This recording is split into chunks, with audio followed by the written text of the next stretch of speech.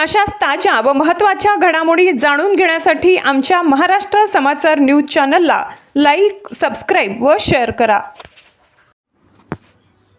दारू दुकानाबाहेर तरुणाचा संशयास्पद मृत्यू, पिशोरमध्ये खळबळ।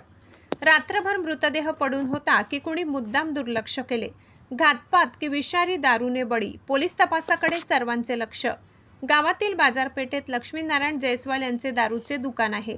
मंगळवारी रात्री दुकानाबाहेर नादरपूर येथील भाऊसाहेब किसन निकम या तरुणाचा संशयास्पद अवस्थेत मृतदेह आढळून आला। ही घटना बुधवारी सकाळी उघडकीस आली। देशी दारू दुकानासमोर मृतदेह आढळून आल्याने संपूर्ण परिसरात खळबळ उडाली आहे। तरुणाचा घातपाताने की विषारी दारूमुळे मृत्यू आदी चर्चांना नागरिकांमध्ये उलटसुलट उधाण आले। दारूचे दुकान गावाच्या वस्तीमध्ये असल्याने परिसरातील अनेक महिलांनी यापूर्वीही त्रासाबाबत तक्रारी केल्याची चर्चा आहे। दारू दुकानामुळे महिलांना व नागरिकांना होणारा त्रास, रात्रीची गर्दी आणि संशयास्पद हालचालींबाबत प्रशासनाने गांभीर्याने लक्ष देण्याची मागणी होत असतानाच आता दुकानाबाहेर तरुणाचा संशयास्पद मृत्यू झाल्याने प्रशासनाच्या कार्यपद्धतीवरही प्रश्नचिन्ह उपस्थित झाले आहे। पिशोर पोलिसांनी घटनेची दखल घेत घटनास्थळ व परिसरातील सीसीटीव्ही फुटेजची पडताळणी सुरू केली आहे।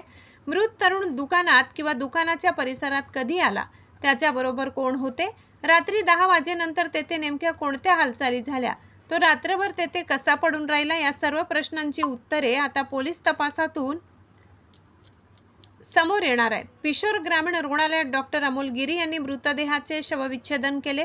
अतिदारू सेवन केल्याने व दुकान समोर असलेल्या नालीत पडल्याने नाकातोंडात घाण पाणी गेल्याने गुदमरून मृत्यू झाल्याचा प्राथमिक अंदाज वर्तविला जातो। पुढील तपास बीट जमादार दत्तू लोखंडे व विजय भोटकर करीत आहे। महाराष्ट्र क्रांती न्यूज महाराष्ट्र समाचार प्रतिनिधी मिलिंद कुमार लांडगे, छत्रपती संभाजीनगर, कन्नड, पिशोर।